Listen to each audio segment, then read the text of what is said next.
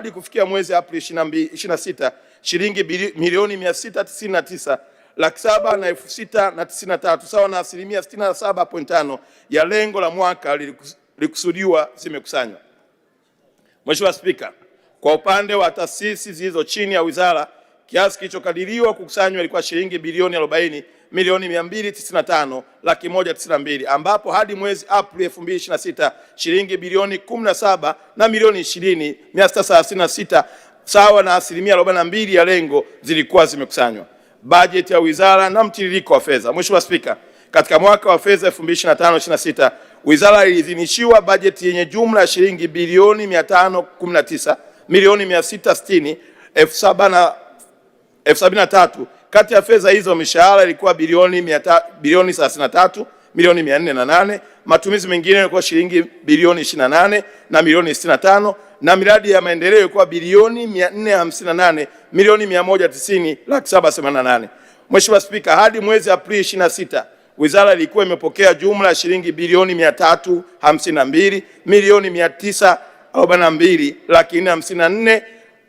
352,454,472 na senti 97 sawa na asilimia 67.9 ya bajeti yote. Kati ya fedha za bajeti ya mishahara matumizi mengineyo shilingi bilioni 20 sawa na asilimia 74.6. Bajeti ya matumizi mengineyo ya miradi ya maendeleo ni shilingi bilioni 304,332 na 344,080 na senti 26 sawa na asilimia 66.4 ya bajeti ya miradi ya maendeleo. Mheshimiwa Spika, utekelezaji wa majukumu ya wizara kwa mwaka 2025/26 katika sekta ya habari. Wizara kupitia idara ya habari na msemaji mkuu wa serikali imeendelea kuisemea serikali kwa kutoa taarifa mbalimbali kuhusu utekelezaji wa miradi ya maendeleo nchini. Katika kipindi cha kuanzia Julai 25 hadi Aprili 26, wizara imefanikiwa kuandaa mikutano 22 ya msemaji mkuu wa serikali na vyombo vya habari. Mheshimiwa Spika, katika kuhakikisha wananchi wanaendelea kupata taarifa sahihi kuhusu mambo mbalimbali yanayofanywa na serikali, wizara imeratibu mikutano 30 ya taasisi za serikali kuzungumza na waandishi wa habari, ambapo aidha iliratibu mikutano 15 ya waheshimiwa mawaziri kueleza utekelezaji wa majukumu ya kitekelezaji wa ahadi za Mheshimiwa Daktari Samia Suluhu Hassan, Rais wa Jamhuri ya Muungano wa Tanzania katika kipindi cha siku 100 za muhula wake wa pili wa serikali ya awamu ya 6. Vile vile wizara imechapisha nakala 20,000 za jarida la nchi yetu linalohusu mafanikio ya utekelezaji wa shughuli mbalimbali za serikali. Mheshimiwa Spika, wizara kupitia TBC imeendelea na utekelezaji wa miradi ya upanuzi wa usikivu kwa kujenga vituo vya kurusha matangazo ya redio masafa ya FM katika wilaya 18 nchini. Ujenzi unaoendelea katika wilaya za Kalembo, Rukwa, Liwale, Lindi, Rufiji, Pwani, Biaramulo, Kagera, Ulambo, Igunga, Tabora, Karatu, Manyara, Kilolo, Iringa, Ulanga, Morogoro, Iramba, Singida na Kagera na Ngara, Kagera. Wakati huo huo, TBC imepokea mitambo ya masafa ya FM kwa ajili ya wilaya za Tanganyika, Katavi, Gairo, Morogoro, Hanang', Manyara, Sia, Kilimanjaro, Mpwapwa, Dodoma. Aidha, TBC inashirikiana na wadau wengine wa maendeleo ya mawasiliano na teknolojia ya habari ikiwemo mfuko wa mawasiliano kwa wote, ambapo mradi wa upanuzi wa usikivu unaotekelezwa katika wilaya 10 za Kyerwa, Kagera, Chunya, Mbeya, Kiteto, Manyara, Chemba, Dodoma, Mkinga, Tanga. Maeneo mengine ambayo mradi unatekelezwa ni katika maeneo ya Bukombe, Geita, Usangi, Kilimanjaro, Lombo, Kilimanjaro, Buhigwa, Kigoma na Tunduru, Ruvuma. Mheshimiwa Spika, TBC kwa kushirikiana na Wizara ya Mawasiliano, Teknolojia ya Habari imetekeleza mradi wa upanuzi wa usikivu katika wilaya 15. Kazi ya ufungaji wa mitambo ya kurusha matangazo imekamilika kwa vituo Arumeru, Arusha, Meatu, Simiyu, Sengerema, Mwanza, Kilosa, Morogoro, Mpwapwa, Dodoma, Mombo, Songwe. Eza ujenzi wa majengo ya kuhifadhi mitambo inayoendelea kwenye halmashauri ya Iringa vijijini, Lushoto, Tanga, Simanjiro, Manyara, Mbipwe, Rukwa, Nyang'hwale, Geita, Kilombero, Morogoro, Nkasi Kusini, Rukwa, Itigi, Singida na Mkalama, Singida. Mheshimiwa Spika, kukamilika kwa ujenzi wa vituo hivi kutaongeza usikivu wa asilimia 98 na hadi kufikia Aprili 2026 usikivu wa redio wa TBC umefika wilaya 139. Mheshimiwa Spika, Katika kuhakikisha kuwa TBC inafikia vijana wengi, majukwaa ya mitandao, maboresho makubwa ya kimaudhui na mifumo yamefanyiwa kupitia Bongo FM, TBC2, TBC mtandao. Chaneli hizi za kimkakati zimekuwa chachu kwa kuongeza watazamaji, wafuatiliaji, wasikilizaji. Vile TBC kupitia chaneli yake ya Tanzania Safari ambayo ni mahususi kwa ajili ya TBC kupitisha chaneli yake ya Tanzania Safari ambayo ni mahususi kwa ajili ya kutangaza fursa za utalii na utajiri wa maliasili za nchi yetu, imewezesha kuandaa maudhui ya kutafasiri na kurusha jumla ya vipindi 10,125 katika lugha 5 za kimataifa ambapo ni Kireno, Kiarabu, Kiingereza, Kifaransa na Kichina. Mheshimiwa Spika, tarehe 2 Septemba 2022, Mheshimiwa Daktari Samia Suluhu Hassan, Rais wa Jamhuri ya Muungano wa Tanzania, alipokuwa Bagamoyo kwa ajili ya maandalizi ya filamu ya Royal Tour, aliagiza TANAPA kuitangaza njia ya utumwa kuwa kivutio cha utalii. Kufuatia agizo hilo, wataalamu wa Chuo Kikuu cha Dar es Salaam kwa kushirikiana na TANAPA walifanya utafiti wa kuwasilisha ripoti iliyobainisha vivutio na mikakati ya utangazaji. Wizara kupitia TBC imetekeleza agizo hilo kwa kutambua njia ya misafara ya utumwa na wapagazi na kutangaza kupitia kampeni ya The Slave Caravan inayorushwa na chaneli ya utalii ya Tanzania Safari. Kampeni hii inalenga kutangaza njia ya utumwa na vivutio vyake ambavyo havijulikani sana kwa Watanzania na wageni. Kupitia kampeni hii vituo 14 vimebainishwa kutoka Zanzibar, Bagamoyo hadi Ujiji, Kigoma, vitakavyotumika kuhifadhi historia ya watumwa, utumwa, masulia na maisha baada ya kukomeshwa kwa utumwa. Kupitia kampeni hii ya The Slave Caravan, serikali itatarajia kuigeuza historia chungu ya utumwa kuwa fursa ya elimu, hifadhi na maendeleo ya utalii nchini Tanzania. Mheshimiwa Spika, channel ya TBC1, TBC2 na Tanzania Safari kwa kupitia mtandao wa television ya Carnival International zimeweza kufikia nchi 46 zinazoongea Kiingereza, Kifaransa, Kireno. Nchi hizo ni pamoja na Angola, Benin, Burkina Faso, Botswana, Burundi, Kameruni, Jamhuri ya Afrika ya Kati, Chadi, Kongo, Jamhuri ya Kidemokrasia ya Kongo, Djibouti, Equatorial Guinea, Ethiopia, Eritrea, Gaboni, Gambia, Ghana, Guinea-Bissau, Ivory Coast, Kenya, Liberia, Lesotho, Mali, Malawi, Mauritius, Mozambiki, Namibia, Nigeria, Niger, Rwanda, Senegal, Sierra Leone, Somalia, Sudani, Afrika Kusini, Sudani ya Kusini, Uganda, Tanzania, Togo, Zambia, Zimbabwe. Eza kupitia Azam nchi 7 zimefikiwa ambapo ni Tanzania, Kenya, Burundi, Uganda, Rwanda, Malawi na Zimbabwe. Mheshimiwa Spika, Wizara kupitia TSN imeendelea kutekeleza mradi wa ufungaji wa mitambo mipya ya kisasa ya uchapaji kwa kujenga jengo la kiwanda cha uchapaji na kununua mitambo mipya ya kisasa ya kuchapaji. Hatua ya ujenzi wa jengo la kiwanda cha uchapaji imefikia asilimia 83.1. Ununuzi wa mitambo mipya ya kisasa ya uchapaji umefikia asilimia 85. Mheshimiwa Spika, Wizara kupitia TSN imeendelea kuboresha uandaaji wa uchapaji wa maudhui kupitia magazeti, channel ya mitandao na majukwaa ya mitandao ya kijamii.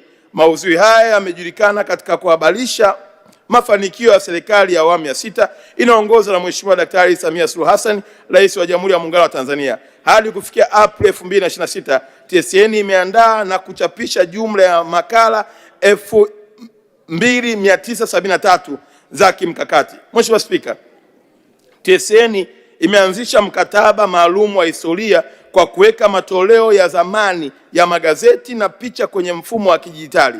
Jumla ya matoleo 12,600 ya Daily News na Habari Leo, picha zaidi ya 2499 na makala maalum zaidi ya 2100 zimepatiwa alama ya utambuzi na mfumo huu umehifadhi nyaraka zote muhimu zinazohusu historia ya nchi, historia kuhusu viongozi wakiwemo waasisi wa taifa, historia ya harakati ya ukombozi wa uhuru kwa nchi za kusini mwa Afrika na historia kuhusu masuala ya kidiplomasia. Kutokana na maktaba hii ya TSN kuhifadhi nyaraka na kumbukumbu za kihistoria, kampuni imefanikiwa kuwa chanzo kikuu cha taarifa kwa ajili ya kitabu cha Rais wa awamu ya 3 hayati Benjamin William Mkapa, Rais wa awamu ya 2 hayati Ali Hassan Mwinyi, kitabu cha Muungano na picha zote zinazopamba ukumbi wa kimataifa wa mikutano ya Julius Nyerere. Katika hatua ya uimarishaji wa mfumo wa kidijitali, kampuni imeunda mfumo wa TSN Integrated Management Information System unaounganisha Digital Archive na tovuti ya kampuni ili kuwezesha kutoa huduma na kupata taarifa zote popote duniani. Mheshimiwa Spika, Bodi ya Ithibati ya Waandishi wa Habari katika kipindi cha Julai 2025 hadi 2026 imepokea maombi na kusajili waandishi wa habari 4139 kupitia mfumo wa Tai Habari, ambapo waandishi wa habari 3357 wenye vigezo vinavyoainishwa kwa mujibu wa sheria wamepatiwa ithibati. Malalamiko 14 ya uvunjifu wa maadili ya taaluma ya habari yameshughulikiwa. Mheshimiwa Spika, Wizara kupitia Bodi ya Ithibati ya Waandishi wa Habari imeandaa mwongozo maalum, na naomba nisome vizuri taratibu. Mheshimiwa Spika, Wizara kupitia Bodi ya Ithibati ya Waandishi wa Habari imeandaa mwongozo maalum wa kisheria utakaowezesha wanahabari wakongwe walioathiriwa na mfumo wa ithibati kurejea katika mfumo rasmi kwa kuzingatia masharti ya sheria huduma za habari sura namba 229 ambayo ilitungwa kwa ajili ya kukuza taaluma ya uandishi wa habari kwa kuweka mfumo wa kitaasisi utakaosimamia sekta ya habari. Mwongozo huu unaweka utaratibu wa kisheria wa kutambua na kuthibitisha umahiri wao kupitia tathmini maalum ya uzoefu, weledi na maadili ya taaluma na kuwawezesha kupata ithibati kwa mujibu wa sheria. Mheshimiwa Spika, kupitia mashirikiano kati ya Bodi ya Ithibati ya Waandishi wa Habari na mfuko wa utamaduni wa sanaa wa Tanzania, serikali imeendelea kuwawezesha mitaji ya kukuza, kuendeleza na kuzalisha kazi zao za uboresha unaokidhi mahitaji ya soko kupitia mikopo yenye masharti nafuu. Katika kutekeleza hayo, Mheshimiwa Daktari Samia Suluhu Hassan, Rais wa Jamhuri ya Muungano wa Tanzania, ametoa shilingi bilioni 20 kwa ajili ya mfuko wa utamaduni, tayari bilioni 200 kwa ajili ya mikopo ya watengeneza maudhui mtandaoni, yaani content creator.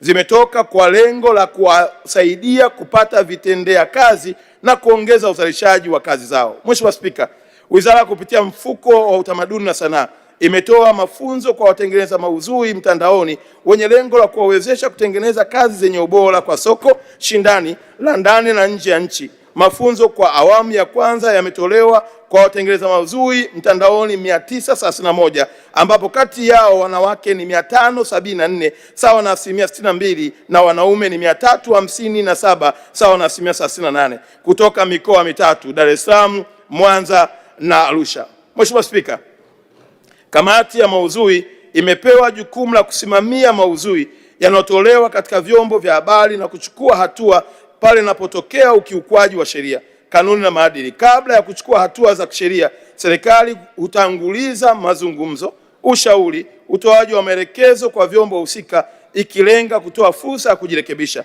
Hatua hizi huchukuliwa pale ambapo ukiukaji unaendelea, unajirudia au unasababisha madhara makubwa kwa umma. Katika kipindi cha Julai 25 hadi Aprili 26, Wizara kupitia Kamati ya maudhui ya Mamlaka ya Mawasiliano imetekeleza majukumu yafuatayo: 1. Kufanya vikao 9 vya kamati ya kushughulikia masharti dhidi ya watoa huduma 14 ambao walikiuka sheria, kanuni, masharti ya leseni zao; kufanya mapitio ya taarifa ya ukiukaji wa kanuni za utangazaji dhidi ya watoa huduma 11 maudhui ya utangazaji waliobainika kuwa na ukiukaji wa mara kwa mara wa sheria, kanuni na masharti ya leseni; na kushiriki kwenye vikao 3 vya mashauriano na watoa huduma wa utangazaji na maudhui kuhusu uzingatiaji wa sheria, kanuni, masharti ya leseni na maadili ya uandishi na utangazaji wa habari. Mheshimiwa Spika, sekta ya maendeleo ya utamaduni. Tanzania imejaliwa kuwa na utajiri mkubwa wa wanuari wa urithi wa utamaduni. Katika kuhakikisha kuwa urithi huu unalindwa, unahifadhiwa na kuendelezwa. Serikali imefanya utafiti wa kutambua, kuorodhesha na kulinda urithi wa utamaduni usioshikika kwa manufaa ya kizazi cha sasa na kijacho. Utafiti huo uliofanyika kwa kushirikiana na wadau wa utamaduni ulijikita katika kutambua na kuorodhesha vazi la kanga kama moja ya alama muhimu ya utambulisho wa Utanzania na urithi wa utamaduni. Kufuatia utafiti huu, andiko la vazi la kanga liliwasilishwa Shirika la Umoja wa Mataifa Elimu ya Sayansi na Utamaduni UNESCO kwa lengo la kuingizwa kwenye orodha ya urithi wa dunia wa utamaduni usioshikika inayosimamiwa na shirika hilo. Manufaa ya kutambuliwa kwa urithi wa utamaduni wa Tanzania katika orodha ya urithi wa dunia ni pamoja na kuongeza hadhi ya utamaduni wa kimataifa, kupata fursa ya ufadhili wa uendelezaji wa uhifadhi wa urithi kutoka kwenye mifuko ya kimataifa inayoratibiwa na UNESCO, kutangaza urithi wa utamaduni wa Tanzania pamoja na utalii wa kiutamaduni duniani. Mheshimiwa Spika, jitihada nyingine zilizofanywa na serikali kupitia wizara ni kukamilisha uandaaji wa mwongozo wa kitaifa wa kulinda urithi wa utamaduni usioshikika, yani National Framework for Safeguarding Intangible Cultural Heritage. Katika kukubaliana na swala la mmomonyoko wa maadili nchini, umeandaliwa mkakati wa taifa wa kukabiliana na mmomonyoko wa maadili nchini. Mbali na mkakati huo, kupitia televisheni ya taifa TBC kumeanzishwa kipindi maalumu cha maadili, uzalendo na utaifa kinachojulikana kwa jina la Sisi ni Tanzania. Kipindi hiki ni mahususi kwa ajili ya kukumbusha umma wa Watanzania kuhusu umuhimu wa kurejea kwenye misingi ya maadili, mila, desturi, miko na uzalendo na uadilifu wa taifa letu. Mheshimiwa Spika, ili kuhakikisha Kiswahili kinaendana na mabadiliko ya teknolojia, wizara kupitia BAKITA imeandaa kongoo ya Kiswahili ya taifa, yani KOKITA. Kwa kipindi cha Julai 25 hadi Aprili 26, BAKITA imehariri na kuingiza maneno milioni 22 katika kongoo ya Kiswahili ya taifa, ambapo hadi Aprili 2026 kongoo hiyo ina jumla ya maneno milioni 61 na lengo ni kufikisha maneno milioni 100. Kongoo hii itakuwa daraja la kuongeza ufanisi wa Kiswahili katika teknolojia ya kompyuta, hususan katika matumizi ya akili unde, yani AI. Pia baraza linaendelea kukuza ushirikiano na wadau mbalimbali wakiwemo taasisi ya Mozilla ili kuwezesha kuimarisha Kiswahili katika teknolojia. Mheshimiwa Spika, wizara kupitia BAKITA imeongoza umma wa wazungumzaji wa Kiswahili, wadau wapenzi wa Kiswahili Afrika na duniani kote kushuhudia hatua kubwa ya Kiswahili kukubalika kwa lugha rasmi ya mkutano mkuu wa Shirika la Umoja wa Mataifa Elimu, Sayansi na Utamaduni UNESCO. Kiswahili ni lugha ya kwanza ya Afrika kupata hadhi hiyo, na hivyo yalijiri katika mkutano mkuu wa 43 wa shirika hilo. Mheshimiwa Spika, Oktoba hadi Novemba 13, 2025. Kwa muktadha huo, Kiswahili sasa ni lugha rasmi ya Jumuiya ya Afrika Mashariki, Jumuiya ya Maendeleo kwa nchi ya Kusini mwa Afrika, Umoja wa Afrika, Umoja wa Wazalishaji Almasi Afrika na UNESCO. Vile vile Kiswahili ni lugha ya pekee ya Afrika iliyotengewa siku ya kuadhimishwa ambapo ni tarehe 7 Julai kila mwaka. Katika hatua nyingine, wizara kupitia BAKITA imefanya kikao na UNESCO pamoja na wadau wa maudhui ya mitandaoni kuhusu nafasi ya Kiswahili katika mitandao mikubwa ya kijamii, yani Meta, TikTok na Google, ili wapanue nafasi ya Kiswahili katika mitandao hiyo na hivyo kuongeza ajira na kipato kwa waandaaji wa maudhui kupitia mitandao ya kijamii. Mheshimiwa Spika, katika kuelekea mashindano ya Kombe la Mataifa ya Afrika, yani AFCON, serikali kupitia BAKITA inaendelea na shughuli ya usanifishaji wa islahi za michezo, ambapo hadi sasa jumla ya islahi 420 za michezo zimesanifishwa. Mheshimiwa Spika, wahenga wanasema asiyefahamu lugha hafahamu mila. Wizara kupitia BAKITA imeendelea kuelimisha umma kuhusu kuzingatia matumizi ya Kiswahili fasaha na sanifu pamoja na utamaduni wake. Shughuli hii imeuishwa kuandaa na kurushwa hewani jumla ya vipindi 1057 kupitia vituo vya redio na television. Mafunzo ya msasa ya matumizi ya Kiswahili fasaha na sanifu pamoja na utamaduni wake yametolewa na waandishi waandishi wa uwezeshi ofisi 844, makatibu na makatibu halmashauri 12, pamoja na wahudumu wa mapokezi ya huduma kwa wateja 52.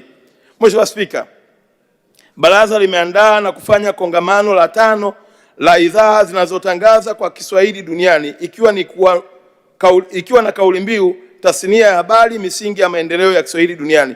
Lengo kuu la kongamano la idhaa ni kuimarisha uhusiano wa taasisi za Kiswahili na vyombo vya habari ambavyo vinatekeleza jukumu kubwa la kukikuza na kukieneza Kiswahili ndani na nje ya nchi. Kongamano hilo lilifanyika katika kituo cha mikutano cha kimataifa cha Arusha ASC jijini Arusha tarehe 24 hadi 27 Machi 2026. Mheshimiwa Spika, Tanzania ina jumla ya vituo 55 vya kufundisha Kiswahili kwa wageni ambapo vituo 20 vipo nje ya nchi na vituo 35 vipo nchini. Ufunguaji wa vituo hivi umeongeza chachu ya kujifunza Kiswahili kwa wageni. Mheshimiwa Spika, serikali kupitia kituo cha ulisi wa ukombozi wa bara la Afrika inaendelea kudumisha hadhi ya Tanzania kama mama wa ukombozi Afrika kwa kitendo, kwa kuhakikisha kuwa mchango wetu wa kihistoria unatambulika, unahifadhiwa na kuendelezwa kwa manufaa ya vizazi vya sasa na vizazi vijavyo.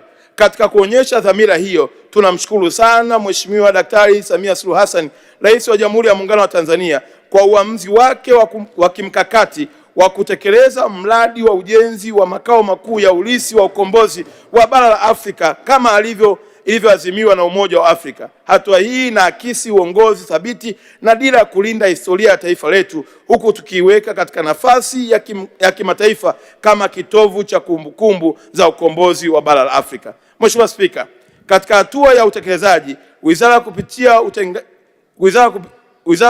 kupitia kituo imetenga eneo lenye ukubwa wa hekari 426.6 katika wilaya ya Kongwa mkoani Dodoma kwa ajili ya ujenzi wa kituo kikuu cha uhifadhi wa ulisi wa ukombozi wa bara la Afrika kitakachokuwa ni sehemu ya taasisi ya Umoja wa Afrika. Eneo hilo liko tayari na tumeshakamilisha kupatiwa hati, hatua inayoweka msingi imara wa utekelezaji wa mradi huu wa kimkakati wa kimataifa na kibara.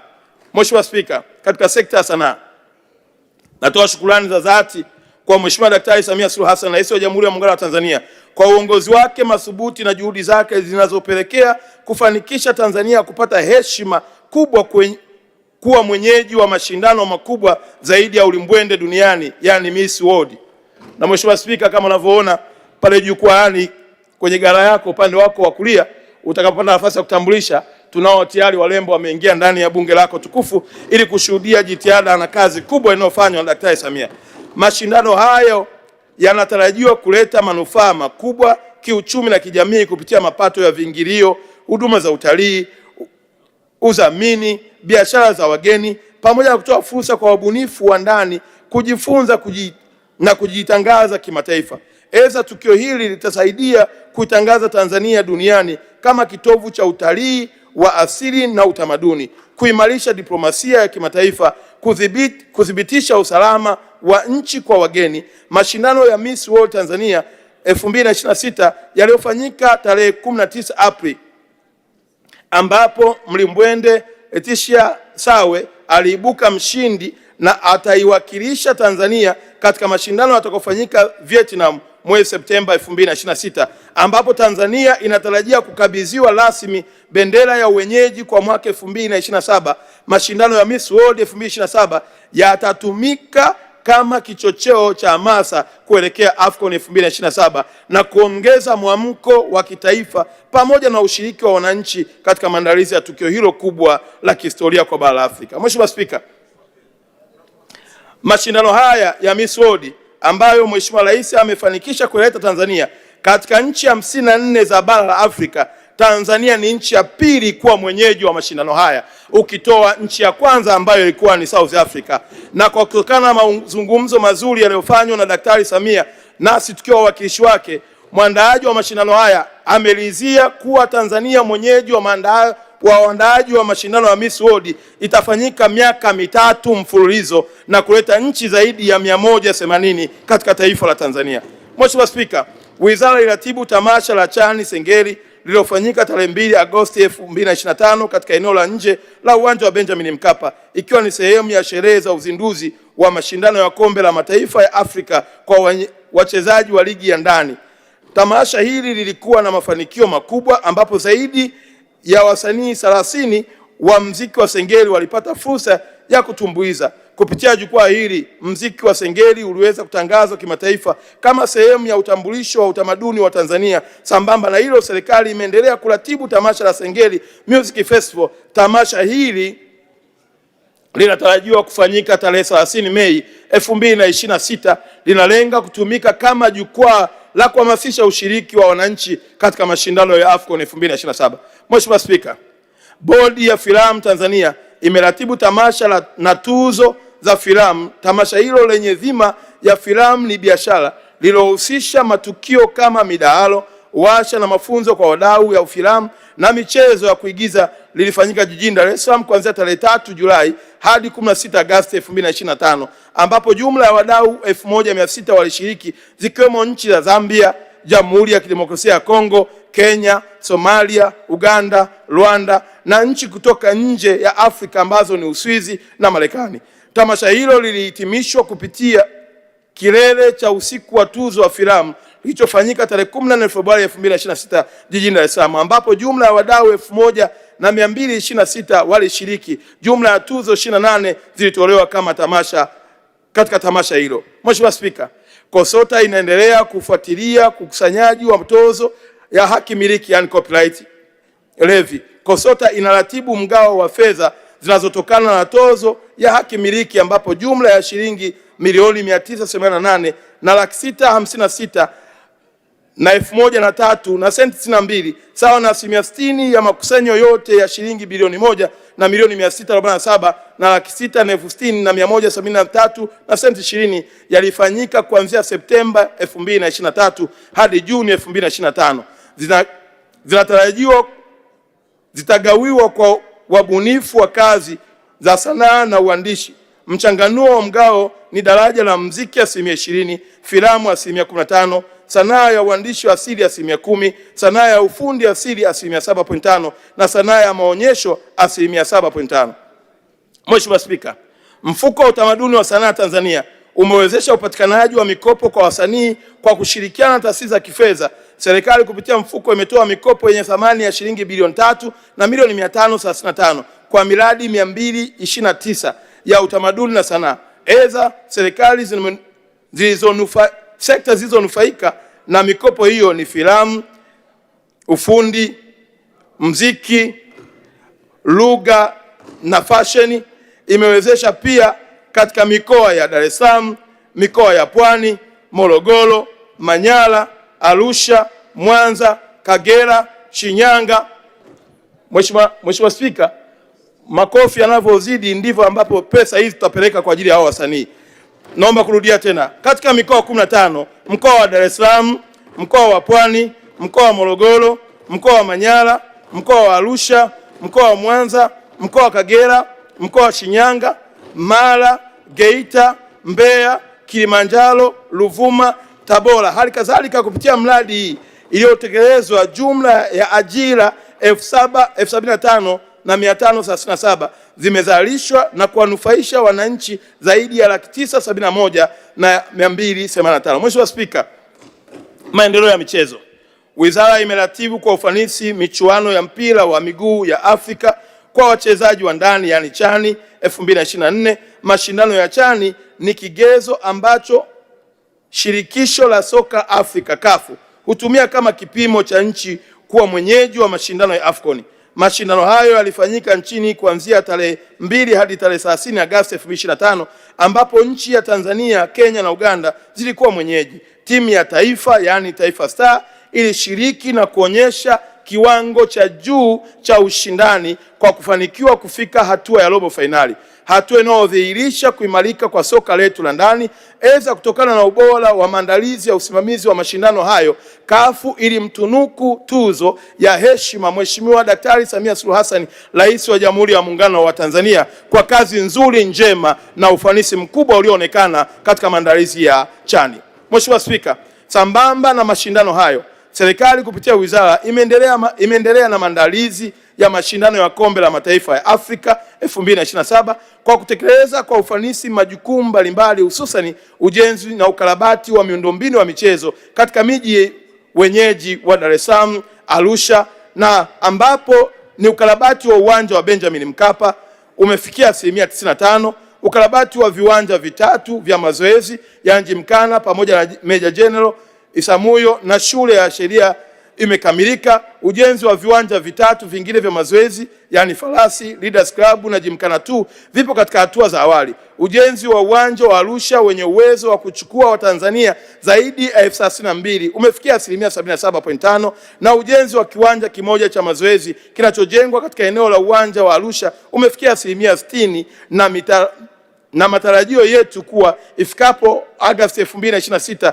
serikali itakamilisha miundombinu yote kwa ajili ya AFCON, ikiwa pamoja na ujenzi wa viwanja vidogo vidogo vya mazoezi vitatu ambao viko katika eneo la Magereza, liko eneo la Ingototo na pamoja na kiwanja cha Mgambo jijini Arusha. Mheshimiwa Spika, katika kudhihirisha dhamira ya dhati ya serikali kuhakikisha tunafanikisha mashindano ya AFCON 2027, tayari Mheshimiwa Daktari Samia Suluhu Hassan, Rais wa Jamhuri ya Muungano wa Tanzania, ameridhia kutoa kiasi cha dola za Kimarekani milioni 30 sawa na shilingi bilioni 76 na milioni 157 na laki moja kama ada ya uandaaji wa mashindano husika. Hii ndiyo tafasiri halisi ya Daktari Samia Suluhu Hassan kama mwanamichezo namba 1 nchini Tanzania. Mheshimiwa Spika, sambamba na maandalizi ya miundombinu ya AFCON 2027, serikali imeendelea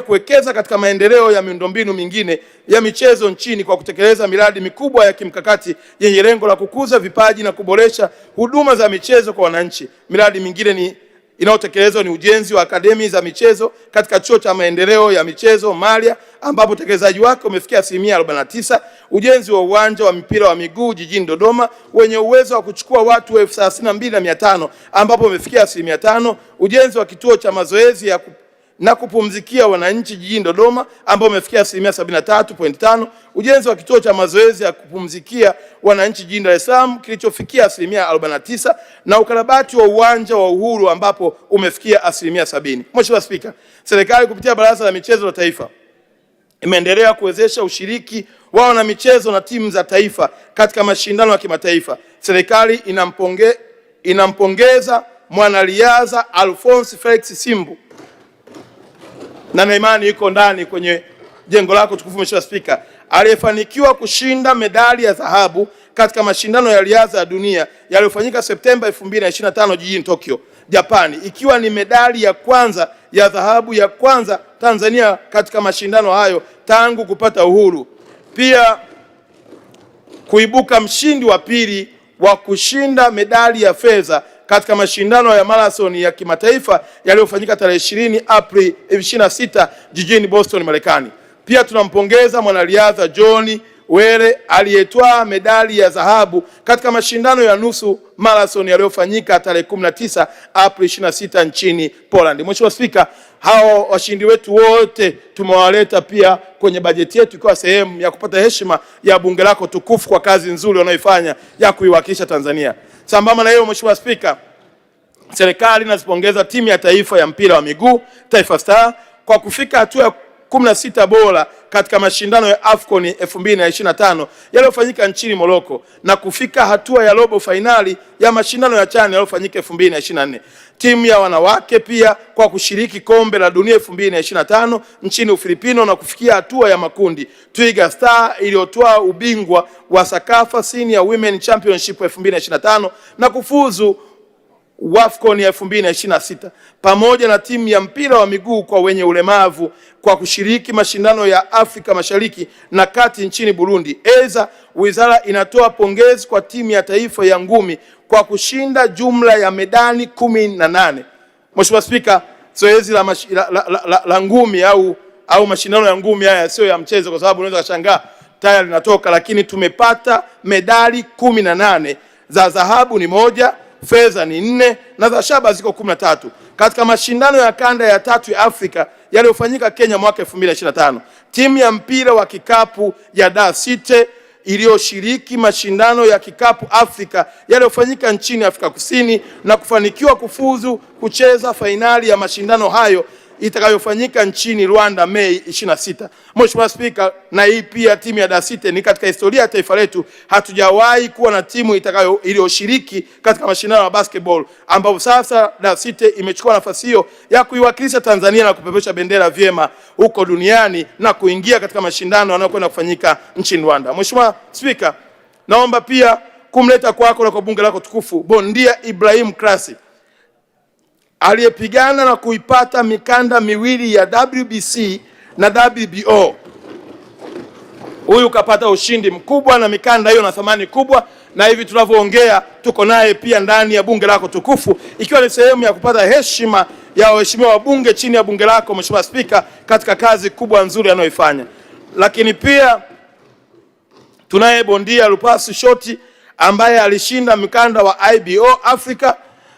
Tunaye pia Amani Bariki aliyeshinda mkanda wa WBC Intercontinental. Tunaye Frenki Shangembe aliyeshinda mkanda wa WBO Afrika wa uzito wa kilo 90. Yusufu Changalawe ameshinda mkanda wa WBC Afrika. Halima Vunjabei aliyeshinda mkanda wa PST.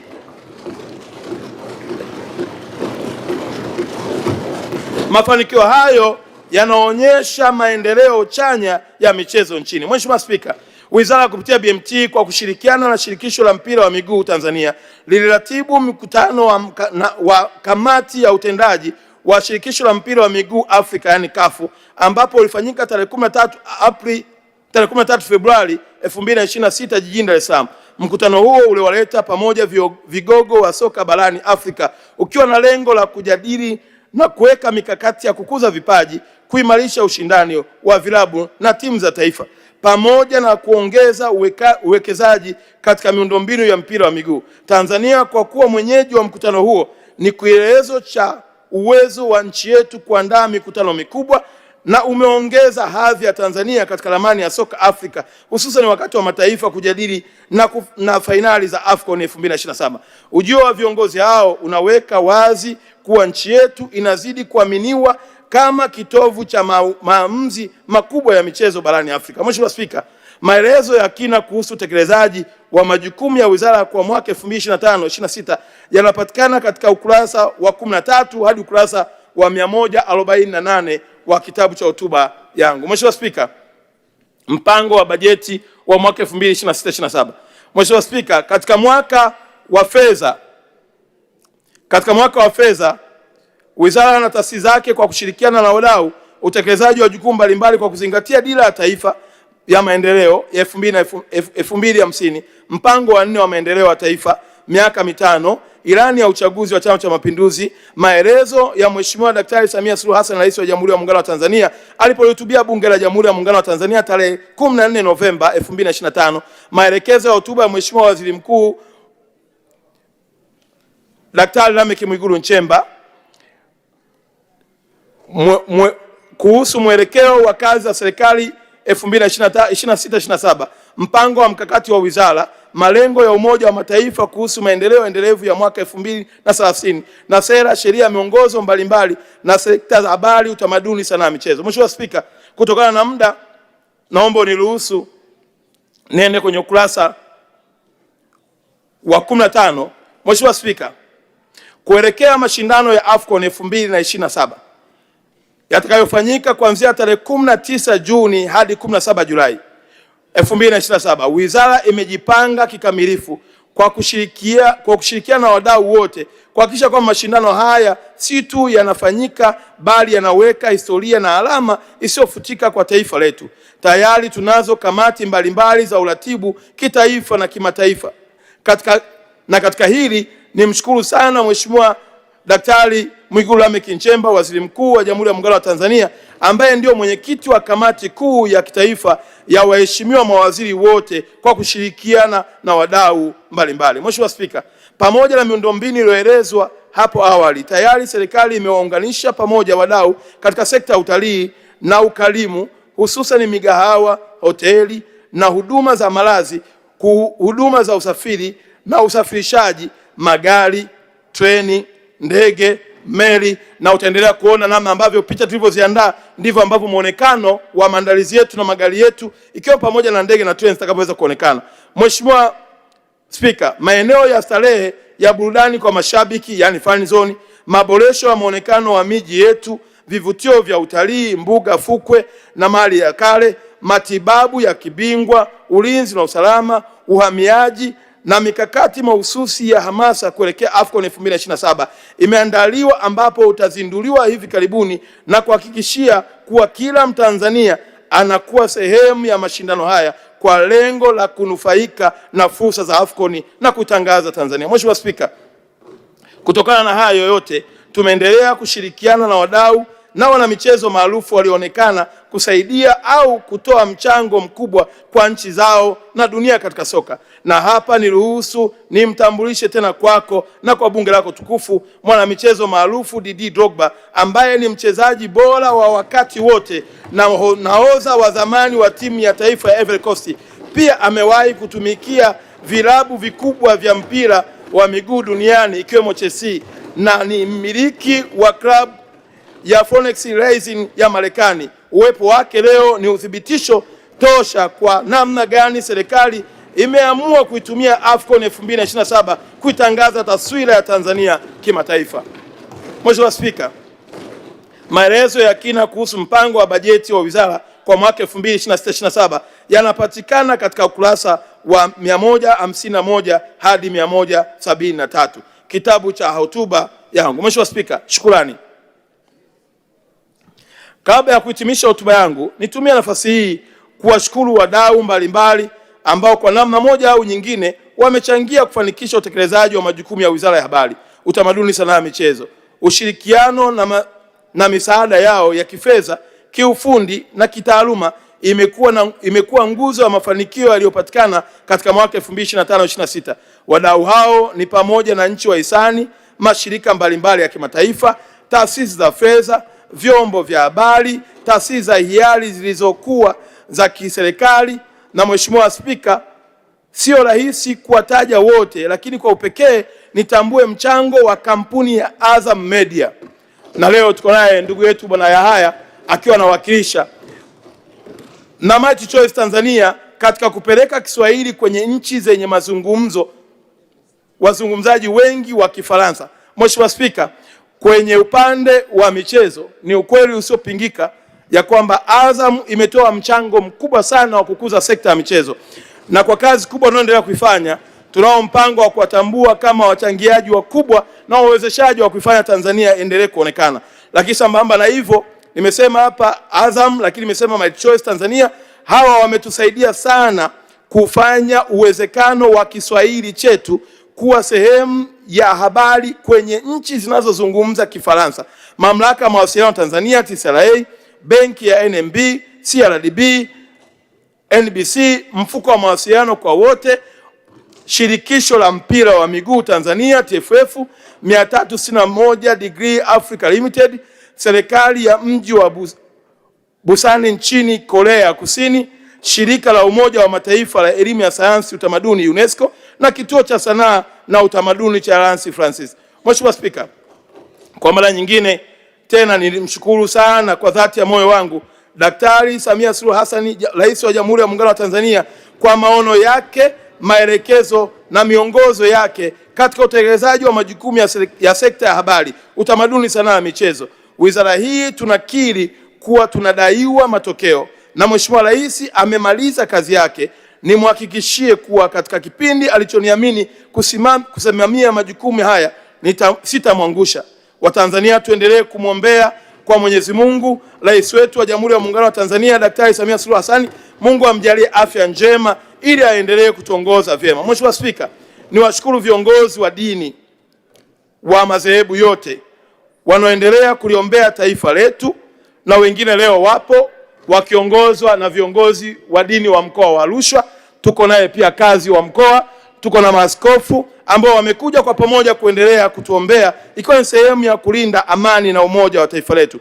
Mheshimiwa Spika, ninakushukuru tena Chama changu cha Mapinduzi chini ya mwenyekiti Daktari Samia Suluhu Hassan kwa kunipendekeza kuwa mgombea na hatimaye kuchaguliwa kwa kura nyingi na wananchi kuwa mbunge wa jimbo la Arusha mjini, ninaahidi kulipa imani hii kubwa kwa utumishi wenye matokeo chana kwa chama changu cha Mapinduzi. Mheshimiwa Spika, kwa mara nyingine tena niwashukuru wananchi wa jimbo la Arusha mjini kwa ushirikiano wanaonipa katika utekelezaji wa mipango ya maendeleo ya jimbo letu. Arusha tulichelewa sana, na sasa kutekeleza shughuli za misingi za maendeleo ni sasa. Wananchi wameamua kubadili sura ya Arusha kwa kufanya kazi. Na washukuru sana sana waheshimiwa madiwani wakiongozwa na Mheshimiwa mstahiki meya wa jiji la Arusha na madiwani wote, Mheshimiwa Spika, wa jiji la Arusha wako humu ndani kwenye bunge lako tukufu. Mheshimiwa Spika, kufikia kwangu hapa leo, wapo watu ambao Mwenyezi Mungu kwa kusudi lake aliwatumia katika namna moja au namna nyingine. Nitamani wangelikuwepo wakaona kazi walioifanya, lakini niruhusu tu kwa upendo mkubwa na kwa kuheshimu nitambue sana mchango wa hayati Samuel John Sita, aliyekuwa mbunge wa Urambo na spika wa bunge la Jamhuri ya Muungano la 9, aliyefanya kazi kubwa ya kunilea, kunifundisha na kunifundisha kazi kubwa ya uongozi. Lakini niruhusu pia nitambue mchango wa hayati Reginald Mengi, baba wa wengi, aliyetoa mchango mkubwa katika maisha yangu, ikiwa ni pamoja na kulipa ada wakati nasoma chuo kikuu. Lakini naomba nitambue pia mchango wa marehemu Bernard Membe, aliyekuwa mbunge wa Mtama na waziri wa mambo ya nje, ambaye yeye naye pia ni miongoni mwa watu waliofanya kazi kubwa ya kunilea na kunifundisha kazi ya uongozi. Sambamba na hilo, Mheshimiwa Spika, leo tunaye kaka yangu Mambalaswa akishirikiana na Dr. Harrison Mwakembe, ambao walifanya kazi kubwa ya kuwa makaka wa kunilea na kunifikisha hapa leo nilipofika. Matokeo haya tunayoona, Mheshimiwa Spika, ya kazi nilizozifanya katika nafasi mbalimbali nilizopewa ni michango yao isiyosahaulika ndani ya moyo wangu na maisha yangu. Mheshimiwa Spika, hotuba yangu leo itakuwa ni rahisi sana kutokana na matokeo ya jana.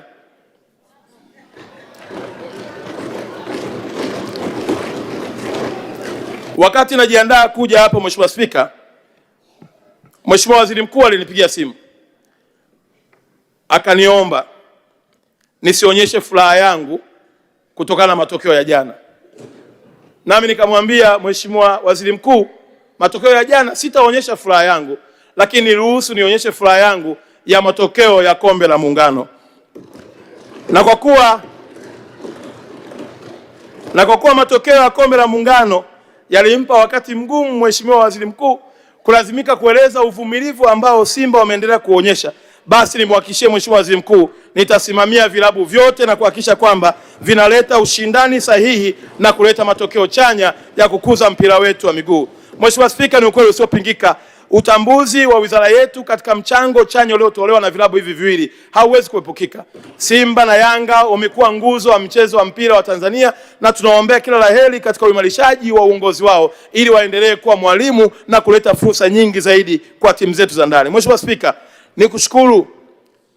nishukuru familia yangu, hususan mke wangu kipenzi Maria Felix Masenge na watoto wangu wote, akiwepo Kigan Paul Makonda, Kenze Paul Makonda na Kezi Paul Makonda, ambao leo mke wangu ameniambia hata kuja kwenye bunge atabaki kuinua jina la Bwana ili kazi hii ifanywe kwa utukufu mkubwa. Lakini pia nao watoto ambao ninawalea, akiwepo Tina na wengine ambao wako pale nyumbani wanaoendelea kuomba kuhakikisha kwamba baba yao anaifanya kazi iliyokamilika. Ninafahamu ya kwamba mchango wa wadada hawa, tena wadada wa kazi ambao wananipa chakula, lakini wako kwenye mfungo kumwombea baba yao wakiongozwa na dada yao Ela, ili niifanye kazi ya utukufu wa Mungu katika mimbari hii. Mheshimiwa Spika, napenda kutoa shukrani zangu za dhati kwako binafsi, naibu spika, wenye viti wa bunge na waheshimiwa wa bunge na wananchi wote kwa kunisikiliza. Baada ya kusema hayo, Mheshimiwa Spika, niruhusu sasa hitimisho. Mwaka 2026/27 wizara inatarajia kukusanya jumla ya shilingi bilioni 1,058,000.